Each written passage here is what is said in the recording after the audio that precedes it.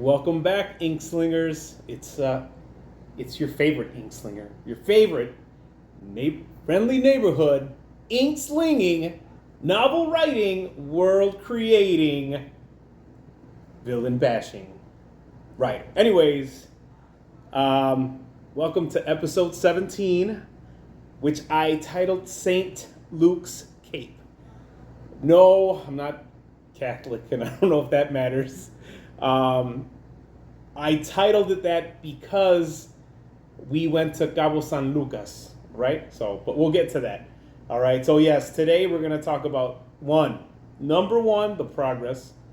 Number two, what we did over this long stretch of time. I'm going to talk about number three. I'm going to talk a little bit. A tiny, like this much, mira. Anyways, a little bit of the of what I'm currently writing about in the novel. Not to give it away, but just maybe to add some, some sassy, spicy anticipation there. And then number four, obviously, we'll finish off with a quote from the book of Luke because we titled today's episode St. Luke's Cape. So I was like, well, let's do that. Anyways, all right, so the progress. All right, it's been 38 days, right, which is a month and 7 days, okay? So I'm sorry.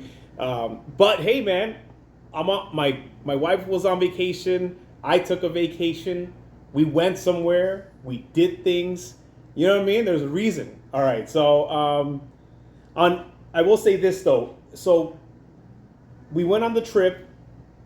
And then we came back, and then on July, we were in Cabo San Lucas for a week, right?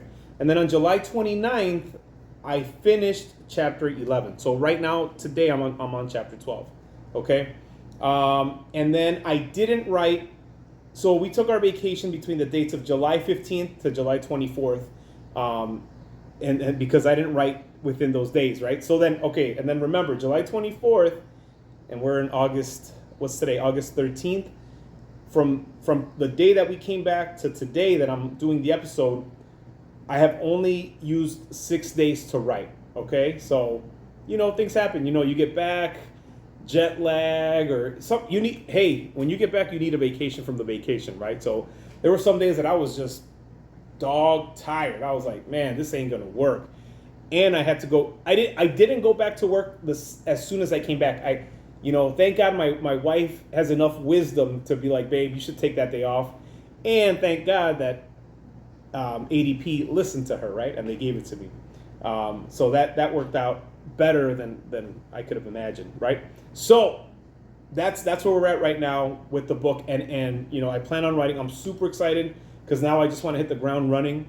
I wrote yesterday, I wrote today, and I'm like, oh, snap, now we're in it, right? And I'm going to talk about that in point number 3. So we're in one. One is done, one and done. Now we're on number 2. Okay, so in Cabo San Lucas, we were there for a week. It was a good-sized party, right? We did ATVs. We did boat rides that included dinners and like clubbing music. But you're a Christian. Yes, it's all right. Christians can dance with their spouses.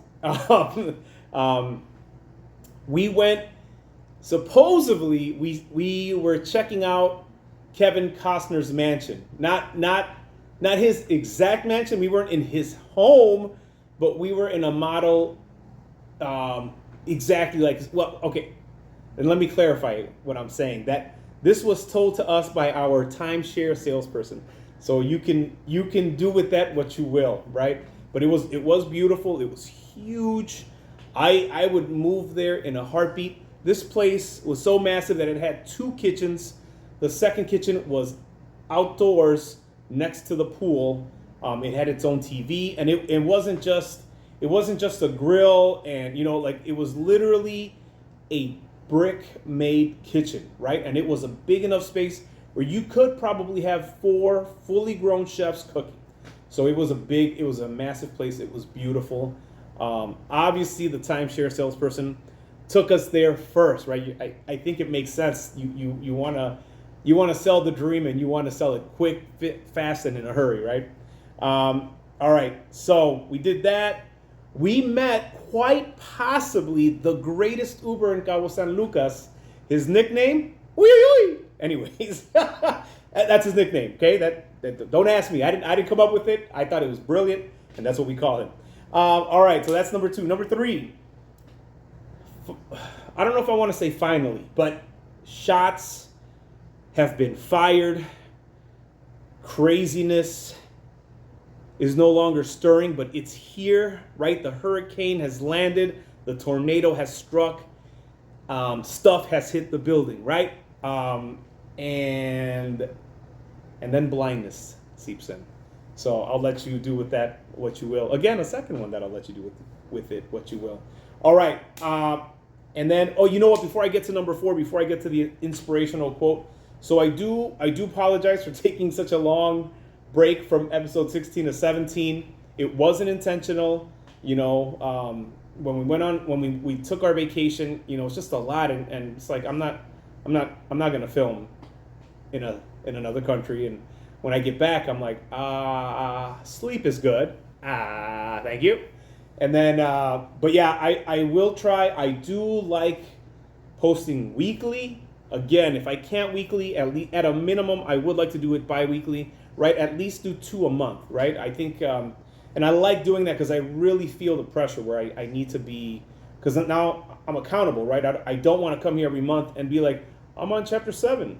I'm on chapter 7. You know what I mean? So I really do want to get out this book. I want to finish this book at least a month before the release date, so I can fix everything else that because again, I've never written a book, I've never put anything out, so I don't know what that looks like, right? So obviously I need help, so please pray for me, because I need all the prayer I can get, and pray for my wife, because she lives with me and she married me, and oh my God, what a shame. Anyways, her mistake, my win, outstanding. She got a hamburger and I got the surf and turf. Okay, point number 4. So today I was like, hey, we're gonna call it St. Luke's Cape. Let's just stick with that. Let's let that be our guiding light, and we'll use the book of Luke for today's quote. And I thought to myself, well, I'm like, I want to use a quote that makes me think of the military, right? I don't know if when I was talking about the military in one of my last episodes, I believe I used the quote of John where it says, you know, there is no greater love than this, that a friend would give his life, that someone would give his life for that of his friend's life, right? So I found something similar to that, right? It's not the exact same thing, but it's those who are willing to go, right? Those that are willing to lay down their lives. And it says, for whoever wants to save their life will lose it, but whoever loses their life for me will save it. Luke chapter 9, verse 24, right? What does that mean to me? That, you know, a lot of people lose their lives,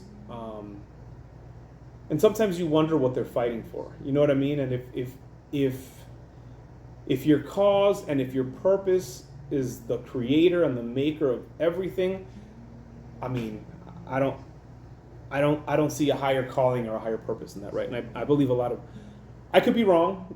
You know, all the veterans and all the active military personnel can reach out to me and be like, no, George, I didn't do that. I didn't lay down my life for that, but I believe a lot of them do, right? And regardless, for whatever reason you serve, thank you. You know what I mean? So I'm not that's not a judgment. That's not, hey man, I'm grateful that I get to live the life that I live, that I've known.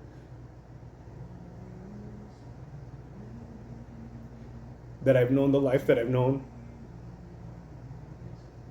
for the sacrifice of those that I'll never meet.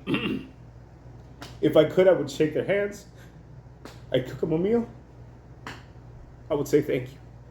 So, thank you. Thank you for serving. I apologize. This is why I don't like to talk about the military, right? Because it's always like this. Anyways, thank you everyone for coming back. Thank you for continuing to check me out and my nonsense. As always, rightfully yours. This is George Paredes with Right on Time. God bless everyone.